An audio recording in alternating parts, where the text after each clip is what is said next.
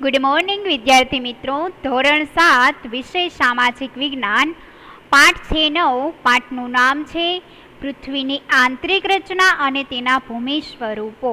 કે પૃથ્વીની અંદરના ભાગમાં જે રચના થયેલી છે તે અને તેના ભૂમિ સ્વરૂપો કે બહારની સપાટી ઉપર જે ભૂમિ સ્વરૂપો આવેલા છે તે વિષયક આપણે માહિતી હવે આ પાઠમાં મેળવીશું।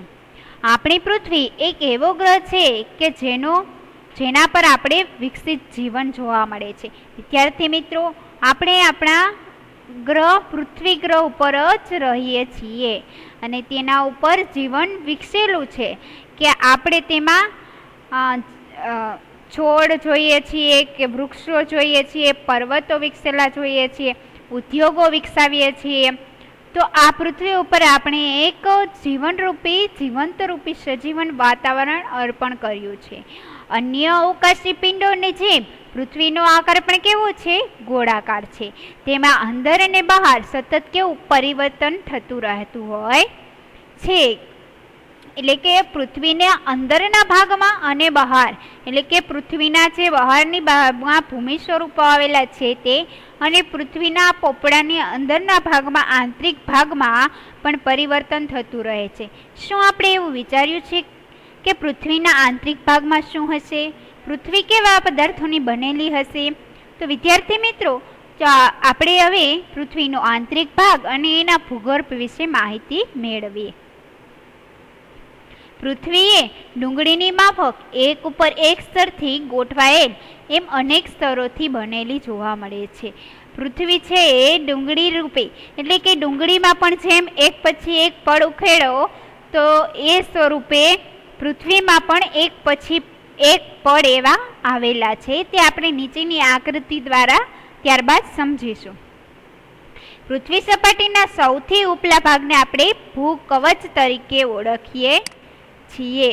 પૃથ્વી સપાટીના સૌથી ઉપરનું જે ભાગ હોય એ ઉપરના સ્તરને આપણે ભૂકવચ તરીકે ઓળખીએ છીએ। એ ભૂકવચ છે એ કેવું હોય છે? સૌથી પાતળું સ્તર હોય છે અને એ ભૂમિખંડ પર આશરે 35 કિલોમીટર સુધી હોય છે કે સૌથી પાતળું હોય છે અને 35 કિલોમીટર સુધી વિકસેલું હોય છે।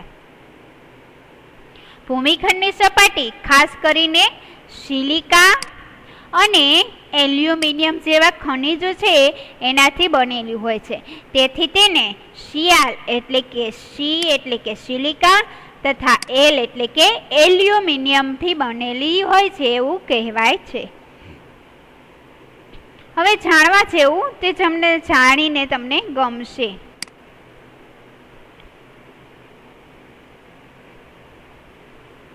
જોઈએ કે પૃથ્વીના કદનો માત્ર 0.5% ભાગ એ કેવો છે? ઘન પોપડા સ્વરૂપે જોવા મળે છે અને 16% ભાગ છે એ મેન્ટલ તરીકે તેમજ 83% ભાગ છે એ ભૂગર્ભ તરીકે છે। આથી પૃથ્વીની ત્રિજ્યા 6371 કિલોમીટર જેટલી વિકસેલી છે એમ કહી શકાય।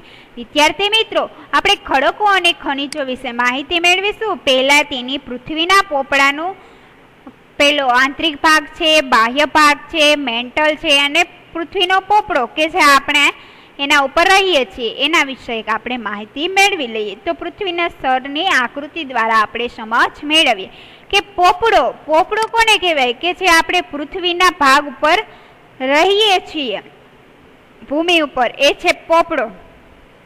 પોપડા પછીનું જે આવે એને કહેવાય મેન્ટલ। એ મેન્ટલ છે એ કેટલું વિકસેલું હોય છે? 16% જેટલું હોય છે।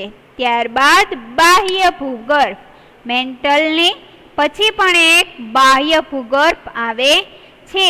તો એ ભૂગર્ભનો ભાગ કેટલો હોય છે? 83% જેટલો ભાગ હોય છે। ત્યારબાદ પોપડાનો 0.5% હોય છે અને મેન્ટલનો 16% હોય છે અને બાહ્ય અને આંતરિક ભૂગર્ભ આ બંને થઈને 83% જેટલો ભાગ હોય છે। એટલે વધુ ભાગ કેનો હોય છે?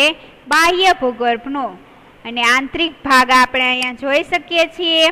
એ આંતરિક ભાગ છે ભૂગર્ભનો કે સૌથી અંદરનો ભાગ. આ છે બાહ્ય ભાગ છે, આ છે મેન્ટલ છે, આ છે પોપડો છે. ત્યારબાદ આપણે ખનિજો અને ખડકો વિશે માહિતી મેળવીએ. વિદ્યાર્થી મિત્રો, ખડકના પ્રકાર પોતાના ગુણ, કણ અને કદના આધારે આપી શકાય. તેની નિર્માણ અને પ્રક્રિયાના આધારે અલગ અલગ હોય છે. નિર્માણ અને પ્રક્રિયાની દ્રષ્ટિએ આપણે ખડકના પ્રકાર જોઈએ તો કેટલા પડે છે? 3 પડે છે. કે બધા જ ખડકો આપણે જોઈએ છીએ, અગ્નિકૃત ખડક હોય, રૂપાંતરિત હોય, પ્રસ્તર ખડક હોય, આ 3 પ્રકાર છે. તો આ 3 ખડકો કેવા હોય છે? અલગ અલગ હોય છે. દાખલા તરીકે અગ્નિકૃત ખડક છે, તો આ અગ્નિકૃત ખડક કોને કહેવાય? તો જોઈએ કે ગરમ મેઘમાં એકદમ થાય ઠંડો પડી જાય, પછી ઠંડો પડી જાય કોઈ પણ વસ્તુ વિદ્યાર્થી મિત્રો એકદમ ગરમ થાય, પછી આપણે એને ઘન સ્વરૂપનું હોય તો આપણે એને ઠંડુ પાડીએ તો એ કેવું થાય છે? એકદમ નક્કર સ્વરૂપ, કઠણ સ્વરૂપ ધારણ કરે છે.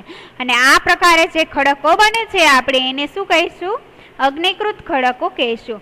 અગ્નિકૃત ખડકો કેવા હોય છે? એ પણ હજી 2 પ્રકારના છે. આંતરિક ખડકો પણ કહેવાય અને બાહ્ય ખડકો પણ કહેવાય. કે અગ્નિકૃત ખડકના પણ 2 ભાગ જોવા મળે છે. ત્યારબાદ વિદ્યાર્થી મિત્રો જાણવા જેવું, ઇગ્નિયસ નો લેટિન શબ્દ ઇગ્નિસ અને જેનો અર્થ શું થાય? અગ્નિ. સેડિમેન્ટરી જેનો લેટિન શબ્દ સેડિમેટમ પરથી ઉતરી આવ્યો છે અને તેનો અર્થ થાય છે સ્થિર. મેટામોર્ફિક જે ગ્રીક ભાષા ઉપરથી ઉતરી આવ્યો છે, મેટામોર્ફિક નામની શબ્દ ગ્રીક ઉપરથી ઉતરી આવ્યો છે અને જેનો અર્થ સ્વરૂપમાં બદલાવ, જે પ્રસ્તર ખડકો આપણે કહીએ છીએ. હવે શું તમે જ્વાળામુખીમાંથી નીકળનાર લાવાની કલ્પના કરી શકો છો? વિદ્યાર્થી મિત્રો, આપણે ખબર છે જ્વાળામુખી ફાટે ત્યારે એકદમ મેઘમાં જે હોય લાલ કલરનો, એ પૃથ્વીની ભાગમાંથી બહાર આવે છે અને ફાટી નીકળે છે. તો આ લાલ લાવા છે એ તમે શું જોયો છે? વાસ્તવમાં આગની જેમ જ આ કેવો હોય છે? લાલ ચોળ હોય છે, પણ કેવો સ્વરૂપમાં હોય છે? પ્રવાહી સ્વરૂપમાં લાવા હોય છે, જે પૃથ્વીના આંતરિક ભાગમાંથી બહાર નીકળી સપાટી ઉપર પથરાય છે. અને જ્યારે પ્રવાહી લાવા પૃથ્વીની સપાટી ઉપર આવે તે ઝડપથી ઠંડો થઈ જાય, ઠંડો થતાં તે નક્કર થઈ જાય. આમ આપણે જોઈએ કે પૃથ્વીના સૌથી આંતરિક ભાગમાં આ લાવા આવેલો હોય છે. એ લાવા બહાર નીકળીને પૃથ્વી સપાટી ઉપર પથરાય છે. પૃથ્વી સપાટી ઉપર પથરાતા એકદમ નક્કર બની જાય છે. આવા ભૂકવચ પર જોવા મળતા આવા ખડકને આપણે શું કહીએ છીએ? તો વિદ્યાર્થી મિત્રો, એ જ છે અગ્નિકૃત ખડક. તેની સંરચના એટલે કે તેની જે ગોઠવણ હોય છે એ કેવી હોય છે? ખૂબ જ નાની દાણાદાર હોય છે. એટલે કે આ જ્વાળામુખી છે એ ફાટે તો એમાંથી જે નીકળે એ શું હોય છે? રાખ નીકળે, કોઈ નાના નાના પથ્થરના ટુકડા નીકળે. દ્રષ્ટાંત તરીકે આપણે જોઈએ તો બેસાલ્ટ. પ્રવાહી મેઘમાં ક્યારેક ભૂકવચની અંદર ઊંડાઈએ જ ઠરી જાય છે, કે જે ઊંડાઈએ જ ઠરીને બહાર આવે છે. આ પ્રકારે બનેલ જે નક્કર ખડકો હોય તો તેને આપણે આંતરિક અગ્નિકૃત ખડક કહીએ છીએ. આપણે ધીરે ધીરે લાવા ઠરવાને કારણે એ મોટા દાણાનું સ્વરૂપ ધારણ કરે છે. કે વિદ્યાર્થી મિત્રો, જેમ પૃથ્વીના આંતરિક ભાગમાંથી લાવા બહાર આવે તો બહાર આવીને એ પોતે ઠરે છે, પણ ઠરીને પછી તે જે નાના દાણા હોય તો એ મોટા ઠરીને પછી મોટા દાણાનું સ્વરૂપ ધારણ કરે છે. ગ્રેનાઇટ આવા ખડકોનું એક આપણે ઉદાહરણ તરીકે જોઈએ છીએ. ઘંટીમાં અનાજ દાણા કે મસાલા પીસવા હોય તો એ માટે જે આપણે પથ્થર ઉપયોગ કરીએ છીએ ગ્રેનાઇટનો, એ પથ્થરનો ઉપયોગ મોટા ભાગે થાય છે. તે શું છે? એ ગ્રેનાઇટ છે. અને એ શેમાંથી બને છે? તો જ્વાળામુખી જે ફાટે પૃથ્વીના પેટાળમાંથી, એમાંથી જે લાવા ઠરીને બહાર નીકળે એ લાવા છે એ પહેલાં નાનું દાણાનું સ્વરૂપ હોય, પછી ઠરવાને લીધે એનું મોટું સ્વરૂપ ધારણ થાય, તેમાંથી ગ્રેનાઇટ ખડક થાય છે. એ આપણે અનાજ દાણા અને મસાલા પીસવા માટે ઉપયોગ થાય છે. ત્યારબાદ જળકૃત કે જે પ્રસ્તર ખડકો છે. ખડકો છે એ ઘસાય, અથડાય કે ટકરાઈને નાના ટુકડામાં ફેરવાઈ જાય છે, કે એકબીજા ખડકો છે, પથ્થરો છે, એકબીજાને ઘસાય અથડાય તો એ નાનું સ્વરૂપ થઈ જાય છે. આ નિક્ષેપ પવનને લીધે થાય છે, હવાને લીધે થાય છે, કે અમુક પાણીનો પ્રવાહ જતો હોય. આપણે જોઈએ છીએ નદી નાળા અત્યારે છલકતા હોય, નદી નાળામાં પાણી જતું હોય તો એ પાણીમાં અમુક ભેગા પથ્થરો કે આપણે જોઈએ છીએ ટાઈસ હોય એ બધું ઢસડાઈને જાય છે. તો આ ઢસડાઈને જવાથી આ દ્વારા એક સ્થળેથી બીજા સ્થળે એ પથ્થરો ખડકો ઘસડાઈને પહોંચે છે, પવન દ્વારા કે પાણી દ્વારા, અને તે એક જગ્યાએ શું થાય છે, જમા. અને આ નિક્ષેપત એટલે કે આ સ્થળાંતરથી ખડક છે એ શું થાય છે, દબાઈ અને કેવો બની જાય છે, નક્કર બની જાય છે, અને ખડકના સ્તર ને બનાવે છે. આ પ્રકારના ખડકોને આપણે શું કહીએ છીએ, પ્રસ્તર ખડક કહીએ છીએ.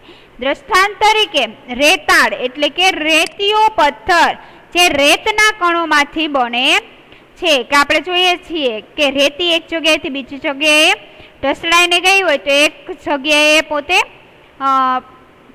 પહોંચે છે, પછી ત્યાં એક જગ્યાએ શું થાય છે, જમા થાય છે. આ જમા થાય છે એમાંથી શું બને છે, લાલ કલર રેતીયો પથ્થર બની જાય છે. એ સ્વરૂપ કેવું ધારણ કરે છે, છેલ્લે નક્કર સ્વરૂપ બની જાય છે. આ ખડકોમાં વનસ્પતિ, પ્રાણી અને અન્ય સૂક્ષ્મ જીવાણુઓ જે ક્યારેક આ ખડકોમાં જોવા મળે છે, જે જીવાશ્મી હોય છે, એટલે કે તે મૃત્યુ પામ્યા હોય છે, કે આવા ખડકો હોય તો એ ખડકોમાં સાથે એ પણ તણાઈને જાય અથવા તો નિક્ષેપ થાય એનો સાથે, તો આથી એનું શું થાય છે, મૃત્યુ થાય છે. ત્યારબાદ આપણે રૂપાંતરિક ખડકો જોઈએ. અગ્નિકૃત અને જળકૃત ખડકો ઊંચા તાપમાને અને અતિશય દબાણના કારણે તે રૂપાંતરિક ખડકોમાં ફેરવાઈ જાય છે. આપણે અગ્નિકૃત ખડકો જોયા અને જળકૃત જોયા. તો એ બંને ખડકો જો તાપમાન ઊંચું હોય અને અતિશય એના ઉપર દબાણ હોય તો આ ખડકો શેમાં થાય છે રૂપાંતર, તો કે રૂપાંતરિત ખડકોમાં ફેરવાઈ જાય છે. તેવા ખડકોને આપણે શું કહીએ છીએ, રૂપાંતરિક ખડકો કહીએ છીએ. દ્રષ્ટાંત તરીકે આપણે જોઈએ ચીકણી માટી, સ્લેટ અને ચૂનાનો પથ્થર તથા આરસ પહાણમાં આ બધા ખડકો ફેરવાઈ જાય છે. હવે વિદ્યાર્થી મિત્રો, જીવાશ્મી આપણે ઉપર જોયું તો એટલે શું, કે ખડકોના સ્તરના દબાયેલા જે મૃત વનસ્પતિ હોય, જંતુ હોય, એના અવશેષો હોય એને આપણે શું કહીએ છીએ, જીવાશ્મી તરીકે ઓળખીએ છીએ. ત્યારબાદ વિદ્યાર્થી મિત્રો આપણે જ્વાળામુખી જોયું. તો જ્વાળામુખીની આકૃતિ અહીંયા જોઈ શકીએ છીએ કે આ છે પૃથ્વીનો પોપડો છે, આ છે પૃથ્વી છે, પૃથ્વીના અંદરના ભાગમાંથી અહીં જ્વાળામુખી નીકળે છે. આથી જ્વાળામુખી એ શંકુ આકારમાં થાય છે, ફેરવાઈ જાય છે. ત્યારબાદ તેમાંથી ધુમાડા નીકળ્યા આપણે જોઈ શકીએ છીએ. આને લીધે આ શંકુ આકારમાં ફેરવાઈ જાય છે. ખડક ચક્ર જોઈએ વિદ્યાર્થી મિત્રો.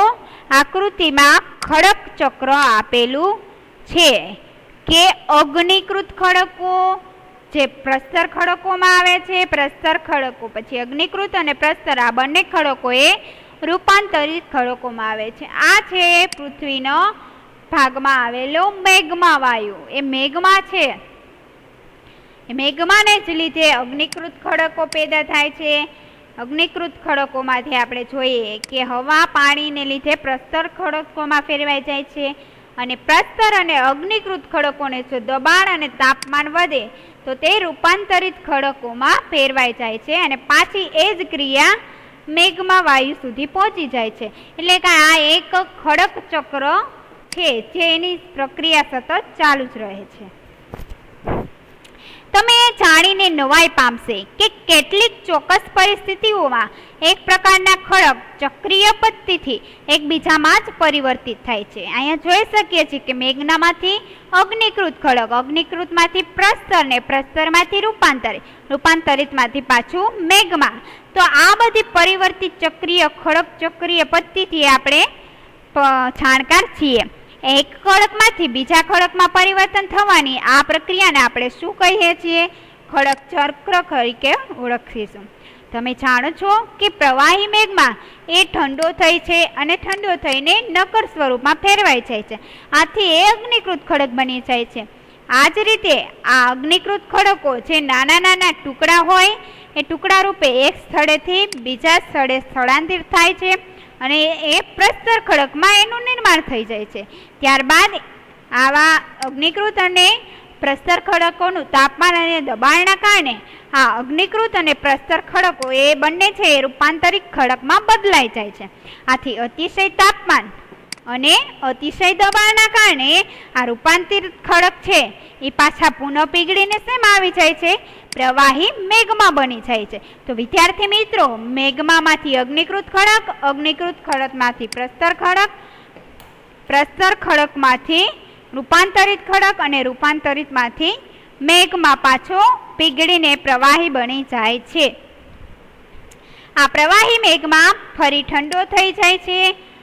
આ પ્રવાહી મેઘમાં પાછો ઠંડો થઈ જાય છે, પાછો અગ્નિકૃતમાં આવે છે, અગ્નિકૃતમાંથી પ્રસ્તર, પ્રસ્તરમાંથી રૂપાંતરિત અને રૂપાંતરિતમાંથી પાછો ઠળીને મેઘમાં બને છે. આથી આ નક્કર અગ્નિકૃત ખડકમાં ફરીથી ફેરવાઈ જાય છે. બીજું આગળ આપણે નેક્સ્ટ લેક્ચરમાં ભૂમિ સ્વરૂપોનું નિર્માણને જોઈશું. Thank you.